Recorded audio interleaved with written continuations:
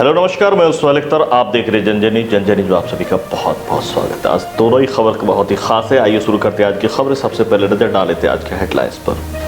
पहली खबर, जहां इमारत सैरिया के अमीर सैरियत मौलाना वली रहमानी साहब अब हमारे बीच नहीं रहे। आज उनका अचानक इंतकाल हो गया है, निधन हो गया है। तो दूसरी खबर, जदयू प्रवक्ता संजय सिंह मोहम्मदपुर पहुंचे हैं बेनीपट्टी, जहां पर अब मरने वालों की तादाद इस गोलीकांड में 5 हो गई है और राजनीतिक नेताओं का लगातार यहां आना जारी है। लेकिन लोग इंतजार कर रहे हैं कि अभी भी मुख्यमंत्री यहां तक क्यों नहीं पहुंचे हैं। तो आइए अब चलते हैं खबरों की तरफ। खबर देखते हैं डिटेल्स। सबसे पहले नजर डाल लेते हैं पहली खबर पर, जो बहुत ही खास तौर से बिहार के मुसलमानों के लिए दुखदाई है। पहली खबर थी, इमारत सैरिया के अमीर सैरियत मौलाना वली रहमानी साहब अब हमारे बीच नहीं रहे। 15 दिन पहले ही उन्होंने कोरोना वैक्सीन का टीकाकरण का पहला टीका लिया था और उसके बाद उनके मौत पर सीएम ने भी खेद जताया है। तकरीबन दोपहर करीब 2 बजे उनका एक निजी अस्पताल में निधन हो गया, जहां तकरीबन 15 दिनों से उनका इलाज चल रहा था।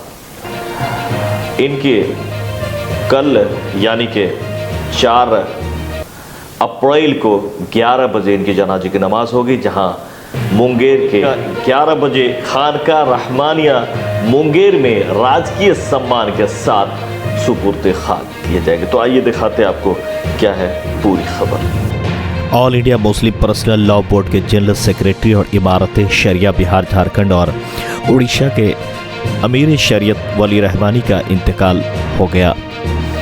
वे बेली रोड स्थित एक बड़े अस्पताल में भर्ती थे। उन्हें सांस लेने में तकलीफ हो रही थी। जानकारी के अनुसार उनकी कोरोना पॉजिटिव आई थी। 80 साल के मौलाना रहमानी 18 मार्च को ही IGIMS में कोरोना वैक्सीन की पहली डोज ली थी। उनके निधन पर मुख्यमंत्री नीतीश कुमार ने गहरा दुख जताया है।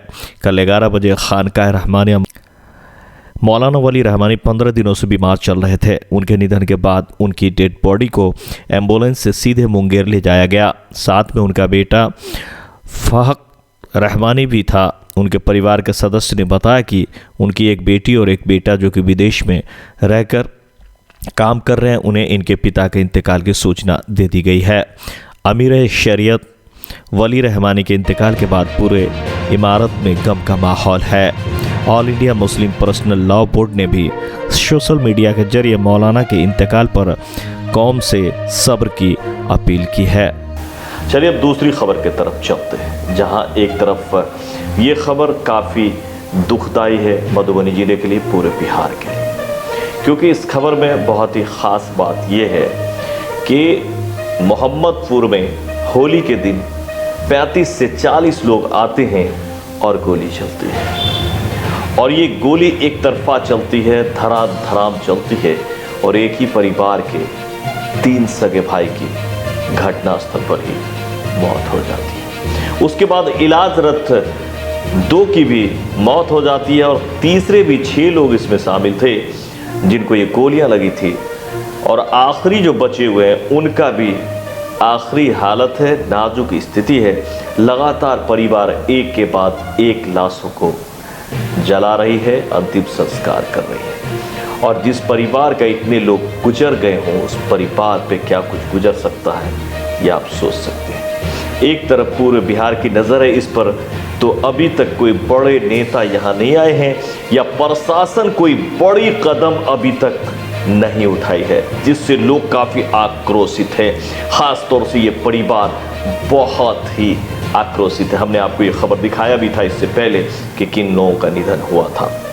फिलहाल अब 5 लोगों के निधन हो जाने के बाद एक के बाद दूसरे के बाद तीसरे लगातार हर पार्टियों के नेता आते हुए नजर आ रहे हैं। इसी कड़ी में जदयू प्रवक्ता संजय सिंह आज इस गांव में पहुंचे थे इस परिवार के दुख दर्द को समेटने के लिए। लेकिन परिवार वालों का कहना है कि सरकार की जो कदम होनी चाहिए अभी तक नहीं उठाई गई है और परिवार का बिलख का बुरा हाल है। यह स्थिति ऐसा है कि अभी तक कोई भी चैनल परिवार से कुछ सवाल नहीं कर पाई है। ऐसी दर्दनाक स्थिति है। भरा पूरा परिवार औरतों से भरा हुआ अब ये फैमिली है और उस फैमिली के 5 मर्द जा चुके हैं और छठा भी आखिरी सांस ले रहा है। तो वहाँ की हालात क्या होगी ये आप देख सकते हैं। ये बिहार पर और बिहार के कानून पर एक बहुत ही काला दिन था और ये नरसंहार हुआ है फिर से बिहार में, और फिर से जंगल राज की तरफ बिहार कूच कर रहा है। और ऐसा लग रहा है जैसे अपराधियों में अब डर नहीं रहा, जैसा कि सराबगी ने कहा भी था दरभंगा के कांड पर कि अब गुंडों में और अपराधियों में खौफ खत्म हो गया है। वरना 30 से 35 लोग आकर धड़ाम धड़ाम गोली चलाते हैं और इतना बड़ा मामला हो जाता है। और अभी तक नीतीश कुमार मुख्यमंत्री बिहार, गार्जियन बिहार, मुख्य व्यक्ति बिहार अभी तक उस दरवाजे पे नहीं आए हैं उनके आंसू पोंछने के लिए। लेकिन इलेक्शन का वक्त है तो आप देख सकते हैं कि चारों तरफ से लोग इलेक्शन में पहुंच रहे हैं, आसाम और बंगाल। छोटे से छोटे, बड़े से बड़े नेता, क्योंकि वहां उनको वोट की राजनीति करनी है। लेकिन चूंकि बिहार में अभी इलेक्शन समाप्त हुआ है, 5 साल कोई मामला नहीं है, 4-5 साल, इसीलिए सरकार की नज़र इधर नहीं है, सारे सरकार की नज़र उधर है। अगर ये इलेक्शन का वक्त होता तो आप देखते कि चौक चौराहे पे बड़े बड़े मुख्यमंत्री नज़र आते और हो न हो मोदी साहब भी उनके घर तक पहुंच जाते।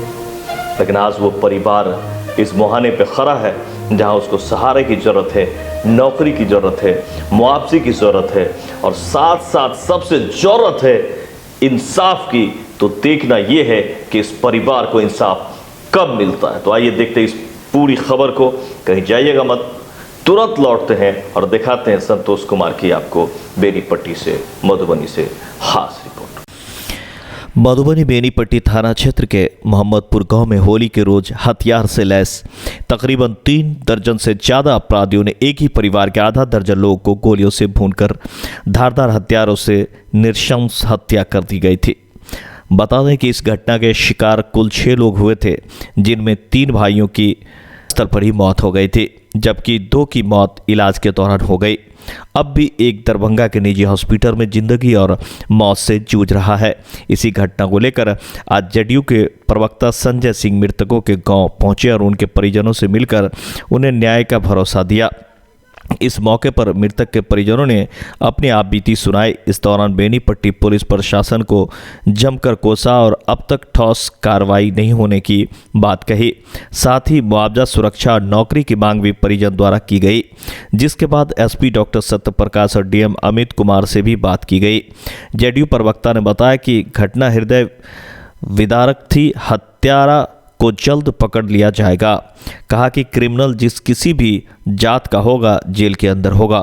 उन्होंने कहा कि मृतक के परिवार की सुरक्षा और मुआवजा के लिए सीएम से बात करूंगा। उन्होंने यह भी कहा कि पीड़ित परिवार को किसी भी हाल में न्याय मिलेगा, अपराधी को सजा मिलेगी, क्योंकि कानून का राज है। वहीं घटना की बात स्थानीय सूत्रों की माने तो हत्या सुनियोजित ढंग से की गई थी। रोज हथियार से लैस होकर तकरीबन 35 से 40 की संख्या में अपराधी कुल गेहूं की खेत में छुपे थे। सभी ने मिलकर एक साथ गोलियों की बौछार कर और धारदार हथियार से प्रहार कर दिया था, जिसमें 3 सगे भाई की घटनास्थल पर ही मौत हो गई। वहीं 3 को परिजनों ने प्रशासन की मदद से डीएमसीएच भर्ती कराया, जहां गंभीर हालत में तीनों को पीएमसीएच रेफर कर दिया गया। लेकिन परिजनों ने एक को स्थानीय निजी क्लिनिक में भर्ती कराया। वहीं 2 घायल की पीएमसीएच में इलाज के दौरान मौत हो गई। एक दरभंगा में जिंदगी और मौत से जूझ रहा है। इस मामले में अब तक 12 आरोपी को गिरफ्तार कर पुलिस के द्वारा जेल भेजा गया है। मामले के कई आरोपी अभी पुलिस की पकड़ से बाहर है। वहीं पुलिस का दावा है कि 72 घंटे के अंदर सभी सलाखों के पीछे होंगे। पीड़ित से मिलने वाले संजय सिंह के अलावा पीड़ितों से मिलने वाले राष्ट्रीय जनता दल विधायक समीर महासेठ, जिला जदयू के जिलाध्यक्ष सत्येंद्र कामत, देवेंद्र प्रसाद सिंह, मुन्ना सिंह, धर्मडीहा पंचायत के मुखिया संतोष सिंह, सत्यनारायण यादव, नवीन झा, कप्पू सिंह, सन्नी सिंह आदि शामिल थे। ये थी मधुबनी से संतोष कुमार की खास रिपोर्ट। जी 15-20 मोटरसाइकिल तो लोग फिर जो है सो इनके साथ हाथापाई वगैरह चालू हुआ। तो ये लोग थोड़े थे लंबे चौड़े, तो जब देखा कि 2-4 आदमी की नहीं हो रहा है, फिर इनको भी गोली मारना चला। इनको भी गोली मारा, गोली मार के गिरा दिया। उसके बाद जब उससे भी नहीं मारे तो पेट में जो है काट दिया, जो गर्द इसको कपाल को भी काट दिया, गिर गए। तब तक तीसरे भाई पहुंचे, उनके साथ भी बस यही सेम, जैसे जैसे पहुंचता जाता था गोली मार के काटते जाता था, गोली मार के काटते जाता था। उसको तो 9 राउंड मारा था। वीरेंद्र सबको जो है तो जैसे जैसे मतलब सब गोली का आवाज सुन रहे थे, सब दौड़ रहे थे, जैसे जैसे दौड़ते जा रहा था वैसे वैसे मारते जो है सो। उसके बाद जब ये लोग जब सुने, जब ये लोग दौड़ने लगे, तब वो लोग भागने लगा। भागने के क्रम में 3 मोटरसाइकिल, जो मेन एक्यूज है उसका मोबाइल वगैरह सारा गिरते हुए उसे भागा, खेते खेते रॉड वगैरह सारा चीज है जो पुलिस के जब्त में है, तो ये सब करके जो है सो भागा। मुख्यमंत्री से जाकर डायरेक्ट बात करते। जी जी